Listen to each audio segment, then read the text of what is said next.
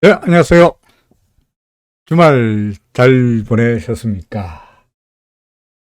잘 못 보냈겠죠, 그죠? 솔직히.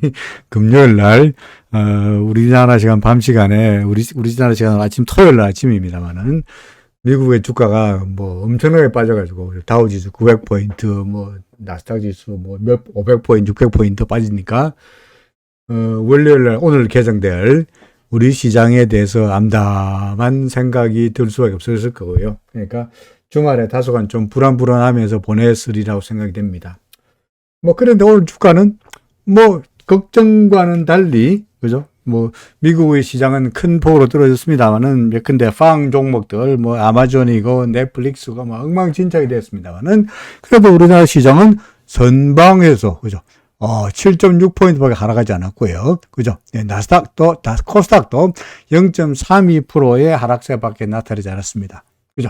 그러니까, 선방했다. 선방했다. 네? 뭐, 이런 이야기를 할 것 같은데요. 요새 그 야구하고 있잖아요. 프로야구 하고 있잖아요. 그죠? 프로야구, 뭐, 축구도 하고 있습니다만은, 뭐, 프로축구, 프로야구, 스포츠 경기가 있습니다만은, 통상 우리가 스포츠 경기에서 이런 말 하죠. 젖잘싸. 무슨, 하도 요새 애들이, 줄임말을 많이 쓰니까, 아무래도 나이 든 사람들은 이게 참 줄임말, 준말을 따라가기가 어렵긴 합니다만은, 젖잘싸가 뭡니까? 졌지만 잘 싸웠다. 그런 이야기죠. 그죠? 예를 들어서, 5대0으로 지고 있다가, 5대0으로 지고 있다가 열심히 따라가가지고 5대4까지는 따라갔는데 결국은 막판에 한 점을 못 넣어가지고 졌다. 그러니까 뭐 졌지만 뭐 잘 싸웠다. 잘 싸웠다. 뭐 이런 이야기를 합니다. 우리나라 주식시장도 그죠? 주가도 장중에는 개장 초반 9시 개장 초반이라도 약 한 30포인트 추락하는 2665까지 빠지는 미국 시장을 반영해가지고 이렇게 빠졌습니다만은 거기서 그래도 반등해서 몇 포인트? 7포인트 하락세로 끝났으니까 졌지만 잘 싸웠다. 라고 말할 수 있을지도 모르겠습니다. 쉽게 말해서 선방했다. 라고도 말할 수 있을지 모르겠습니다. 하지만 제가 오늘 썸네일에 달아둔 것처럼 졌지만 잘 싸웠다고 무슨 소용이 있노? 선방했다는 게 무슨 소용이 있노? 1대 뻥으로 지나, 10대 뻥으로 지나, 100대 뻥으로 지나, 어차피 진 거는 마찬가지죠, 그죠? 그렇지 않습니까? 10대 뻥 졌다, 10대 뻥으로 졌다 그래가지고 한 번 졌는데 두 게임 졌다가 말하지 않고요. 그죠? 1대 0으로 졌다 그래가지고 한 게임이 아니고 반 게임 졌다고 말하지 않습니다. 진 건 진 거예요. 진 거예요. 이기면 이긴 거고, 지금은 진 거지. 졌지만 잘 싸웠다. 이거는 그야말로 마음의 위안을 하기 위해서 하는, 어떻게 해도 좀 비겁한 이야기지. 그쵸? 안 그래요? 스포츠 경기를 하려면 이겨야지. 맞습니까? 주식을 하려면 어떻게 됩니까? 돈을 따야지. 맞습니다. 그렇습니다. 그래서 오늘의 주가가 졌지만 잘 싸웠다. 이런 이야기 하지 말고요. 그죠? 떨어졌지만 선박했다. 이런 이야기 하지 말고, 그야말로 냉철하게 지금의 시장이 어떻게 돌아가는지를 살펴볼 필요가 있습니다. 그죠? 지금의 시장은 어떻습니까? 각파동이죠. 그죠? 또 뭡니까? 조정파동이죠. 그죠? 이런 파동에서는 우리가 리스크를 줄여갈 수밖에 없습니다. 지금은 돈을 벌 때가 아니고, 돈을 잃지 않는 쪽으로 전략을 취할 수밖에 없다. 그런 말입니다. 시장이 상승세로 돌아서면은 외국인들이 절대로, 시장이 상승세라면 외국인들이 절대로 이런 짓을 하지 않습니다. 그렇죠. 선물도 팔지 않습니다. 그러니까 기관들 팔지 않습니다. 그렇죠. 선물도 팔지 않습니다. 그러니까 개인들이 혼자서 열심히 사고 있고, 그죠? 개인들이 열심히 사고 있고, 기관들이나 외국인들이 열심히 팔고 있는 장에서 시장의 하락폭을 줄였다 할지라도, 진 거야. 그걸 갖다가, 졌지만 잘 싸웠다. 이야기하지는 마시라. 기분은 좋을지 몰라도, 마음의 위안을 되지 몰라도, 여러분들의 주식 계좌의 밸런스는, 잔액은 점점 줄어들고 있다는 이야기죠. 그죠? 그죠? 어쩌란 이야기입니까? 졌지만 잘 싸웠다. 내일이면 되겠지가 아니고 냉철하게 여전히 반등할 때마다 지금이라도 주식 비중을 줄여가시는 전략이 필요하다. 그런 이야기를 하고 있는 겁니다. 삼성전자, LG, 엔솔, 하이닉스 다 떨어졌는데 오늘 그래도 역시 현대차, 그죠? 현대차, 기아 역시 실적이 좋다는 이유로 그 완성차 관련주들이 좀 상승세가 약간 눈에 보이는 정도입니다. 그렇죠. 그거 말고는 뚜렷하게 눈에 보이는 것도 없고, LG화학이 어쩐 일로 오늘은 7,000원 올랐네요. 그죠? 그리고 포스코 홀딩스. 나중에 우리가 포스코. 우리 변화일 가지고 거래했었죠. 그죠? 변화일을 이용한 매매했었죠. 현재까지는 어떻습니까? 성공하고 있죠. 그죠? 포스코. 변화를 이용한 매매가 성공하고 있죠. 오늘 보니까 삼성바이오도 그렇고요. 그죠? 삼성바이오, 그 다음에 포스코 홀딩스, 이런 것들이 변화를 이용한 매매가 상당히 괜찮습니다. 그죠? 네이버도 보니까 카카오도 그렇고요. 네이버, 카카오도 변화를 이용하는 매매가 가능할 것처럼 보이네요. 그렇죠. 자, 그 이야기 나중에 시장에 대한 이야기를 다 하고 난 다음에 2부에서 종목 이야기할 때 그때 삼성바이오, 셀트리온 어디 갔나? 셀트리온, 삼성바이오, 셀트리온, 그 다음에 포스코 홀딩스 이런 종목들, 네이버, 카카오 이런 종목들의 변화일 변곡점을 이용하는 매매에 대해서 한 번 더 복귀 겸, 물론 갑자기 목이 메네요. 물론 제가 여러분들에게 항상 말씀드립니다는 지금 제가 말씀드리는 것은 비법, 그죠? 비기라고 이렇게 뻥칠 건 아니고, 다른 놈 같으면은, 예? 유튜브 하는 다른 놈 같으면은 이거 비법이다. 전가의 비기다. 비기. 한자로 비기. 기자가 왜 이래? 비기가 이 기자인가요? 예? 비기. 이러면서 이런 이상한 이야기 하겠습니다만 우리는 그런 거 안 합니다. 그죠? 비법 아니고 그냥 편법이라고 솔직하게 말씀드립니다만은 약간 편법이든 뭐든 간에 제가 경험해서 말씀드리는 겁니다만은 포스코도 그렇고 셀트리온도 그렇고 네이버, 카카오도 그렇고 그죠? 나름대로 성공하고 있으니까 괜찮아 보인다라고 생각이 됩니다. 그렇죠? 자, 시장은 그렇다 치고 차트 보면서 차근차근 하나씩 종목별로, 지수별로 해서 하나씩 따져보도록 하죠. 자, 지수 나와라. 코스피 지수.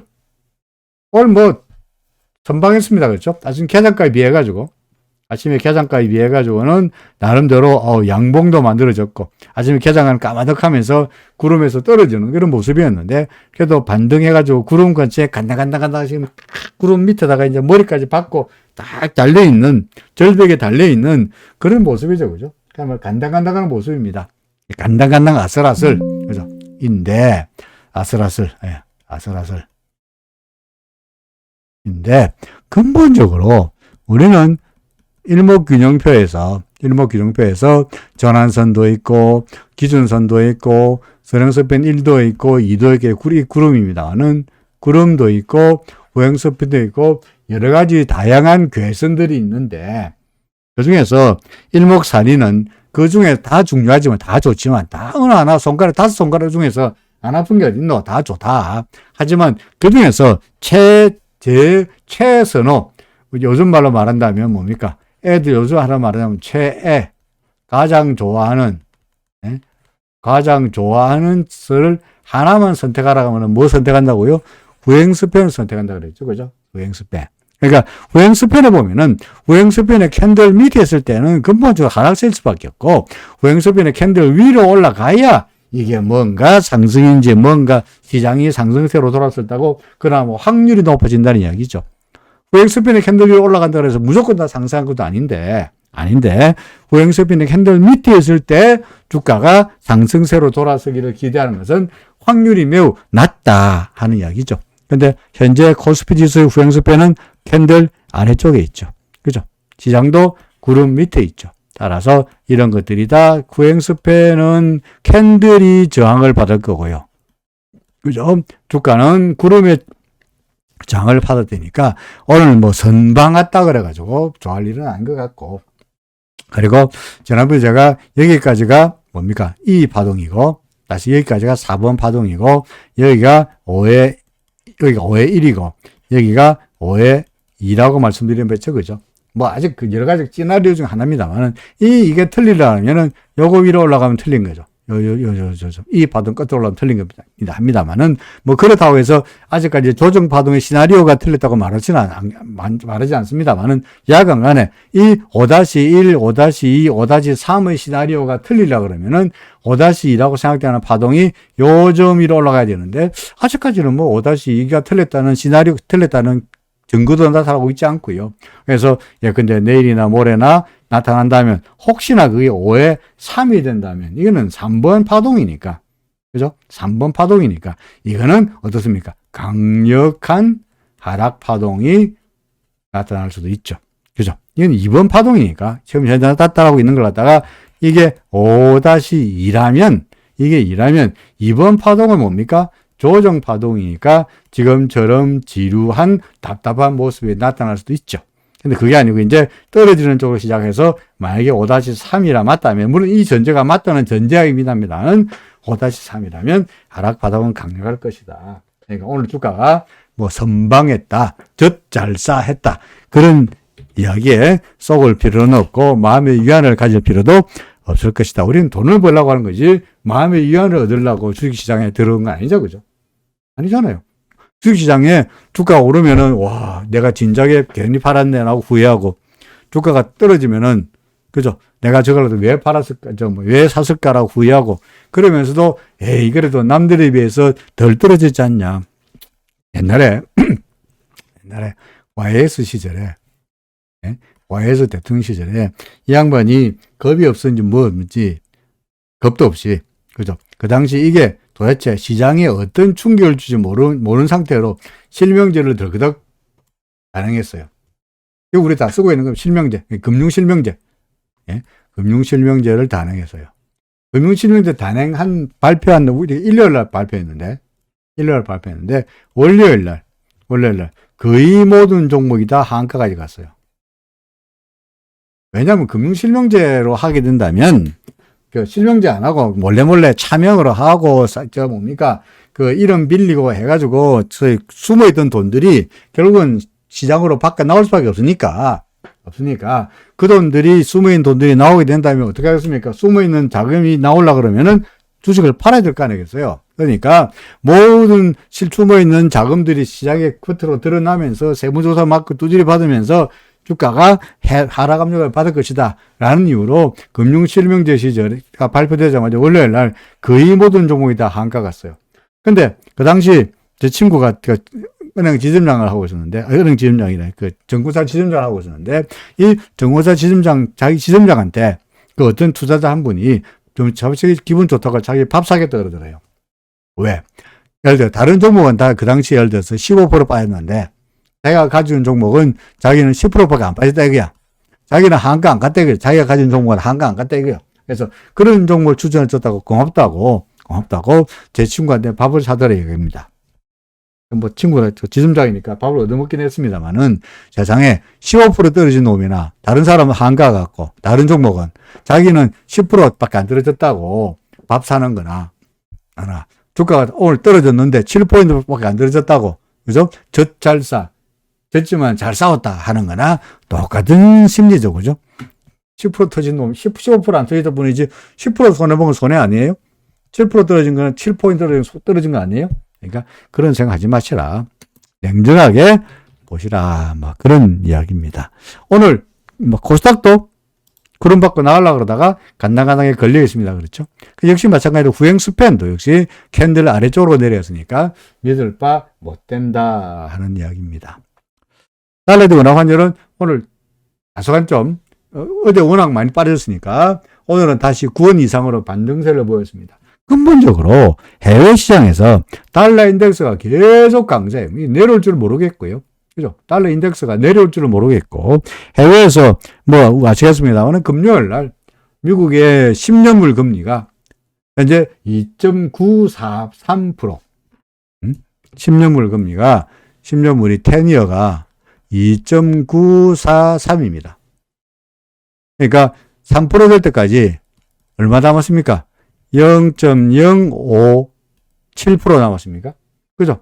뭐 조금 올라가면 금방 3%예요, 이제. 금방 3%. 그러면 더구나 그 페드는 페드대로 뭐 빅 스텝이 아니고 자이언트 스텝에서 금리를 계속 올린다 하고 있으니까 달러 금리가 올라가고 있는 상황에서 달러 인덱스가 내려갈 리이 만무하고 우크라이나대로 전쟁도 있고 여러 가지 인플레대로 있고 온갖 것들이 달러 금리를 위쪽으로 끌어올리는 쪽으로만 작용하고 있지 달러 금리를 아래쪽으로 끌어내릴 가능성은 낮아 보이니 이것들이 달러 인덱스를 끌어올리고 달러 인덱스가 올라가다 보니까 달러 인덱스 원화 환율도 계속 상승할 수밖에 없는 그런 모습입니다. 그렇죠. 해외 시장에서 우리의 관심사가 되고 있는 달러 대 엔화 환율을 보면 달러 엔화 환율이 들어가 버렸죠. 달러 엔화 환율 됐군요. 달러 엔화 환율 어떻습니까? 131까지 갔다가 그죠? 여전히 130대에 머물러 있습니다. 130대. 그러다 보니까 엔화 대 원화 환율은 955원까지 갔다가 다시 조금 반등해가지고 한 990원까지 갔으니까 955원이 955원이 바닥이었나? 이때 올라갔다면 하더라도 한 990원 갔으니까 바닥이었나? 라고 생각할지 모르겠습니다만은 다시 밀려가지고 현재 얼마입니까? 970원입니다. 그죠? 그러니까 엔화는 계속적으로 약세가 되리라 예상됩니다. 그 이유는요, 일본은 아직까지 경기 때문에 다른 나라들은 다 금리를 갖다가 다 올리고 있는데 일본의 경기 때문에 금리를 계속적으로 내리려고 조정하고 있어요. 금리를 끌어내려요. 금리를 올릴 가능성이 없어요. 그러니까 금리를 끌어내리기 위해서 하는 짓이 뭐냐니까 중앙은행이 엔 채권을 어떻게 하고 있습니까? 무제한으로 매입하고 있죠. 엔 채권을 매입하고 있습니다. 그러니까 여기서 엔 채권을 매입하니까 엔화 채권 가격은 그죠? 채권 가격이 어떻게 됩니까? 올라가죠. 그죠? 이 중앙은행이 사주니까 엔화 채권 가격이 올라갑니다. 엔화 채권 가격이 올라간다는 얘기는 무슨 이야기야? 엔 금리는 어떻게 된다고요? 떨어진다는 이야기죠. 그죠? N 금리가 떨어지고, 다른 나라와 달리 우리나라도 금리 올리고, 일본도 금리 올리고, 온 천지가 금리 올리고 있는데, 이 엔화는 아직도 일본은 경기 때문에라도 금리를 올리지 못하고 오히려 내리고 있다는 이야기죠. 그러니까, 엔화가 약세를 보일 수밖에 없죠. 지금 금리 인하 쪽으로 하고 있는 나라는 일본뿐만 아닙니다. 어딥니까? 지금 위안화 같은 경우에도, 위안화. 그죠? 이 런민피만 하더라도 위안화도 여전히 중국도 마찬가지입니다. 중국은 지금 어떻게 하고 있어요? 락다운 하고 있잖아요. 해체하고 있잖아요. 그러다 보니까 경기가 엉망이니까 지금 자본시장 엉망 진작되고 막 주가가 떨어지고 온 천지 날게 나니까 그 전까지 그 시진핑이 공동 부유하자. 모든 사람이 다 똑같이 잘 살자. 사회주의 쪽으로 가다가 최근 들어서 말을 슬슬 바꿉니다. 어떻게? 자본주의, 시장주의가 중요하다. 이런 이야기 하고 있잖아요. 그러면서 위안화 계속적으로 약세 분위기입니다. 6.65에서 조금 어제 오늘 약간 밀리긴 했습니다. 여전히 위안화도 약세, 엔화도 약세. 이런 시장 분위기에서 달러 대 원화 환율이 떨어질 가능성은 전무하죠. 더더구나 우린 차트를 보더라도 우리 같은 사람들이야 차트를 가지고 달러 대 엔화 환율 어디까지 갈까라고 이게 나름대로 지지나 저항선을 찾아봅니다만은 일단 전고점은 다 넘어갔으니까 넥스트 타겟이 여기가 되겠죠, 그죠? 1280원 맞습니까? 그 다음 타겟은 얼마입니까? 1296원. 위로 특별하게 막을 자가 없죠. 쉽게 말해서 막을 자가 없죠. 그러니까 달러 대 엔화 환율은 계속적인 상승세고 그러다 보니 오늘도 마찬가지입니다. 외국인들이 우리나라 시장에서 선뜻 매수로 주식을 매수할 수가 없는 거죠. 그렇죠. 선뜻 매수할 수 없는 거예요. 그러니까 시장이 이런 판이니까 환율이 이런 판국에 외국인들이 우리 시장에서 적극적으로 주식을 산다거나 하기를 아직 기대하기는 아직은 멀었다 하는 이야기죠. 금리는 올라가고 있고요. 해외에서 필라델피아 반도체 지수 말씀드렸습니다만은 올라갔다가 그죠? 올라갔다가 구름 밖으로 나왔다가 구름이 튼튼한가 안 튼튼한가 되돌림을 나타내고 다시 아래쪽으로 밀리는 그런 모습이 여전히 똑같이 반복되고 있고요. 그죠? 반복되고 있고, 그 다음에 나스닥 100 지수 또 마찬가지로 나갔다가 제가 이렇게 그려놨어, 그죠? 제가 이 그래 지워볼까요? 네? 제가 그 전에 뭐 맞췄다는 이야기는 아니고요. 재미로 많이 그림을 많이 봤으니까 일목비동배를 많이 봤으니까 하는 이야기입니다. 항상 이렇게 주가가 구름 밖에 나오면은 항상 걔는 어떻게 되느냐? 구름 근처까지 한번 가봤다가 도로 밀리더라. 구름 근처까지 한번 나왔다가 저는 바로 갈 줄 알았는데 좀 하루 더 밀렸네요. 그죠? 하루 더 밀리고는 그 다음 날부터 슬슬 구름 근처까지 갔다가 어떻게 합니까? 다시 밀리더라. 그죠? 그죠? 자, 그려놓은 그대로 시나리오대로 가고 있죠. 그러니까 올라갔다가 다시 떨어지고 있더라. 그러니까 반등한다, 구름 근처까지 간다 그래서 좋아할 일은 아니죠. 그런 측면에서 본다면 코스피 지수 구름 근처까지 갔다 그래서 좋아할 일도 아니고 코스닥 지수 구름 근처에서 달랑달랑 달려있다 그래서 좋아할 일도 아니죠. 그렇죠? 그러니까 굳이 코스닥 지수나 코스피 지수의 경우에 뭐 바닥을 말하고 뭡니까? 그걸 말라 그러면은 뭐 예를 들어서 바닥에서 여기서 뭐 33일째 되는 날, 뭐 42일째 되는 날, 이런 거 55일째 되는 날 그런 거 하지 말고 여러분들에게 말씀드렸으면은 변화일, 그죠? 변화일, 변곡점을 이용해서 혹시 물론 이걸 그 뭡니까? 손절할 각오를 하고 됩니다. 그죠? 손절할 각오를 하고 덤벼야 되죠. 우리 특정 레벨을 말씀드렸듯이 그 레벨 밑으로 내려가면 바로 판다! 라는 손절할 각오로 들어간다면 모르겠습니다만은 변화를 이용한 매매가 아니로서는 현재로 봐서는 구름 밑에 있는 상태에서 코스닥이나 코스피나 썩 좋아 보이지 않죠? 이거 왜 이래? 왜 이래? 이게 근데 코스피나 코스닥이나 당장에 우리 눈앞에서 변화일이 당장에는 하지 않죠, 그죠? 한참 있어야 됩니다. 그렇죠? 한참 있어야 앞으로 꽤 기간이 걸려야 비로소 변화일 변곡점이 나타나니까 아직은 우리는 느긋하게 기다려 볼 수밖에 없지 않겠나 싶습니다. 그렇죠. 해외에서 뭐 필라델피아 반도체 지수도 별볼이 없고 그 다음에 필라델피아 반도체 지수도 별볼이 없고 나스닥 지수도 별볼이 없고요. 그죠? 샹하이 지수도 이제 하도 주가가 많이 빠지다 보니까 온천지수 이제 난리가 치다 보니까 시진핑도 말씀드렸듯이 그 말을 살살 바꾸면서 시장에 대해서 자본시장 경제가 어떻고 이런 이야기를 하면서 좀 주가가 오늘도 그렇습니다. 반등하고 있는데 글쎄요. 이거 믿을 수 있나? 왜 못 믿습니까? 이거죠, 근본적으로. 그죠? 우행수편을 본다면 과연 이게 믿을 수 있나? 이게 구름을 넘어서야 믿을 수 있지. 이것까지는 설령 기준선을 넘긴다 하더라도 우리는 어쩝니까? 이럴 때는 그냥 정찰병 보내는 정도이지. 그죠? 정찰병 보내는 정도이지 적극적으로 본격적으로 매수하기에는 여전히 리스크가 커 보인다 하는 말이죠. 그죠? 그 다음에 뭡니까? 원유? 현재 기준선에 걸려가지고, 그죠? 기준선에 걸려가지고 왔다 갔다 하면서 뚜렷하게 방향성을 드러내지 못하고 있는 상황이긴 합니다만은 점점 구름 밑에 내려가 있고요. 후행스팬 보면 알 수 있죠. 후행스팬은 캔들에 걸려 있죠. 그죠? 그러니까 위쪽이 아니고 아래쪽에 있는 것은 분명한 사실이다라는 말입니다. 이건 뭡니까?